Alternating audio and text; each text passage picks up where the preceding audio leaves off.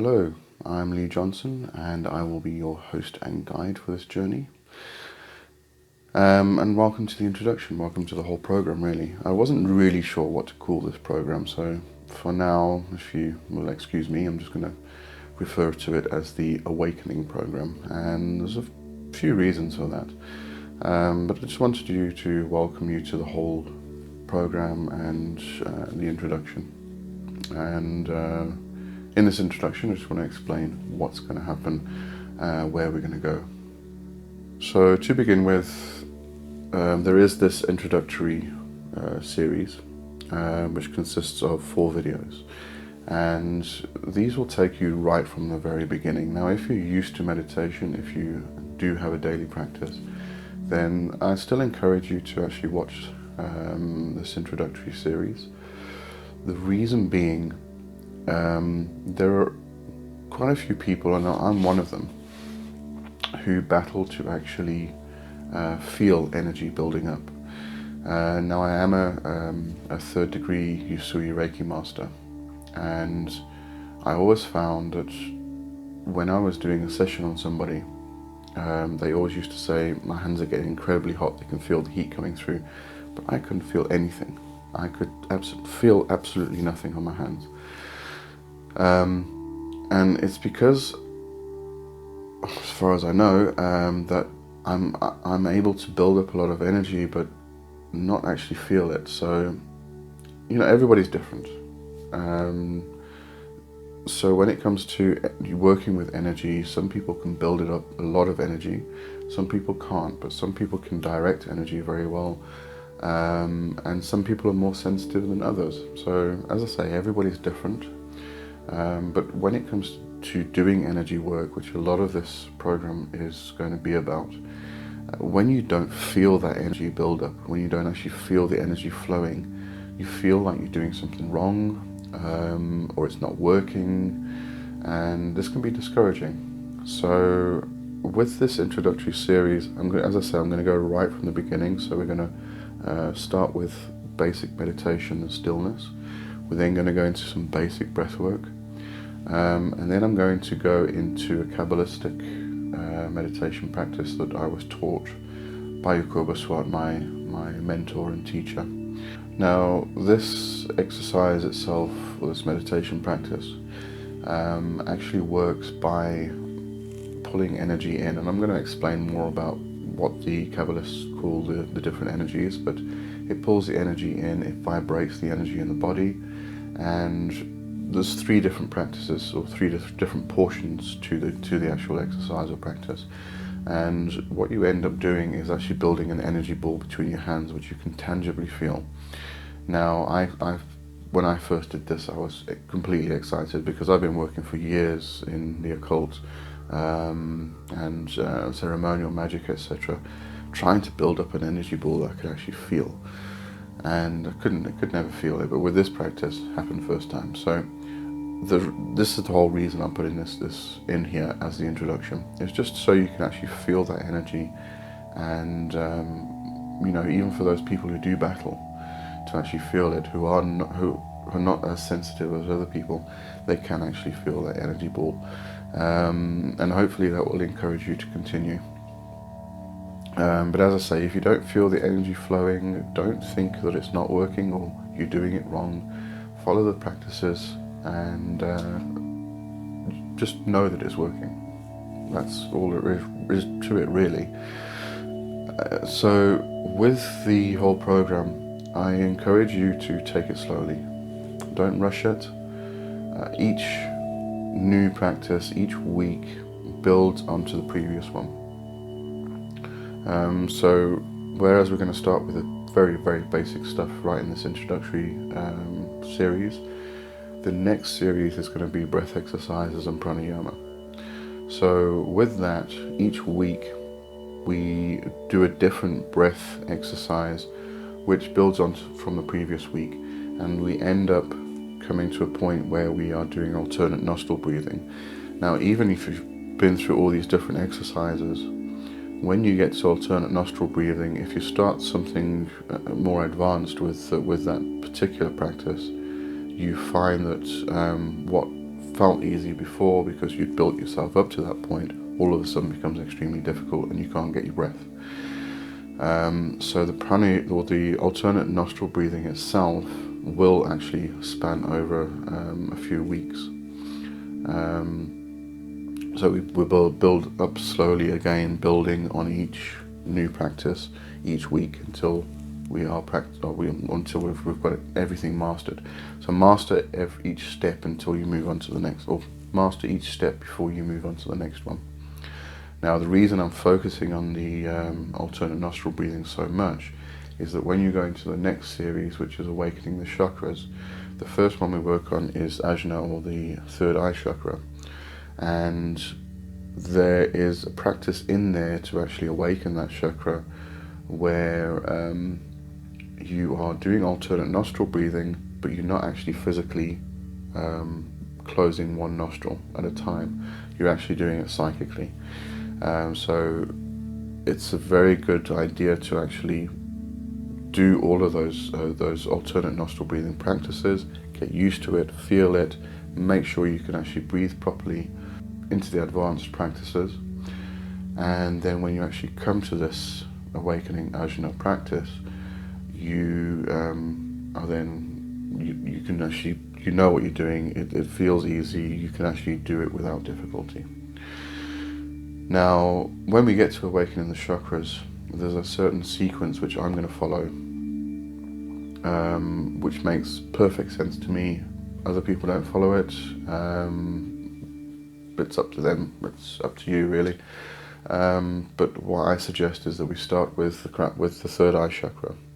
Then we move into the root chakra and we start moving up. So we're going to then awaken each chakra one by one. And each chakra we're going to take a month at least to awaken. The reason we start in the third eye chakra is because when you start moving into the lower chakras, especially the root and the sacral chakra, there's a lot of trauma, a lot of emotions. You'll probably get a lot of anger come up. There's just all this welling of emotions, and you're going to be going through some quite severe swings and changes. And quite often you hear a lot of people say, I was working on a Kundalini awakening practice for a month and I awakened my Kundalini, and all of a sudden they've got psychosis, split personality, they've got headaches galore. They can't actually handle what actually happened because they weren't prepared for it beforehand. And this is why I want you to take everything so slowly, is so that with each step you're actually prepared for the next one. So the reason we open ajna, or the third eye, first is because this brings about a level of objectiveness. You're able to actually view what's happening, your thoughts, your emotions, etc., from an objective point of view, from the observer.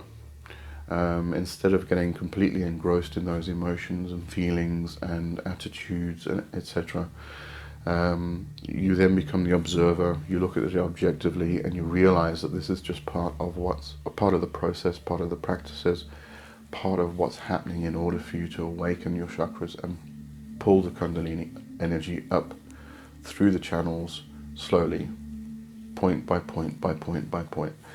So once you've opened the third eye, you can then start opening the root chakras, or the root chakra, going up into the sacral, going up to the navel, going up into the heart, going up to the throat, and then we go up into Bindu. All of that will be explained as we go. But when you start opening the root chakra and the sacral chakra, as I say, there's a lot of emotions, trauma, old past rubbish that's in there that's going to come welling up. And you can look at it objectively, you can look at it from the point of the observer, and it won't be so overwhelming. You'll understand what's going on and you'll be able to work your way through it. When you get to the sacral, you may get a lot of sexual urges come up. I don't really want to call it unhealthy sexual urges, but they are kind of constant. It's just, you can't stop thinking about it, and you have to overcome that in order for the energy to move up into Manipura or the navel chakra. So looking at it out from an objective point of view, looking at it from the perspective of the observer, it helps, and it helps to overcome those psychoses. Well, not get into those psychoses to begin with, really. So that's why I say take it slowly, take each step at a time. Definitely don't rush it. Even if you are advanced, even if you've been practicing meditation and you've been practicing energy work, breath work, etc. for a while, do what I did. Start from the very beginning.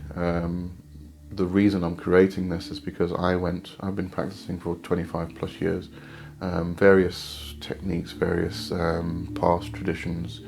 It wasn't always focused on what I'm doing now. But over the years, I've come to understand that all of the traditions and paths, they all come back to the same thing, and it is meditation, breathwork, and energy work. And the origins of meditation go back to Hinduism and Buddhism. So that's why we're going to be focusing a lot on those systems. The whole chakra system obviously comes from there. It comes from Tantra. The word Kundalini comes from the Tantric texts. So we will be working with that system a lot. Wherever I can cross over and give examples from different traditions and paths, then I'll probably do that just for interest's sake, just for expanding knowledge, etc. So yeah, so just take each step slowly, work on it, master it, and then move on to the next step. What we're actually aiming for is to move the energy up from the base, from the root, up through Sushumna, which is the center energy channel, and move it up into the head and unite Pingala and Ida and Sushumna, which is uniting Shiva and Shakti, the masculine, the feminine, etc., etc., into the crown chakra. And then what happens is the whole process after that becomes, it actually moves down back into the root, and then eventually what we're going for is what's called samadhi, which is a higher state of consciousness. And this will bring about certain psychic and abilities and things like that.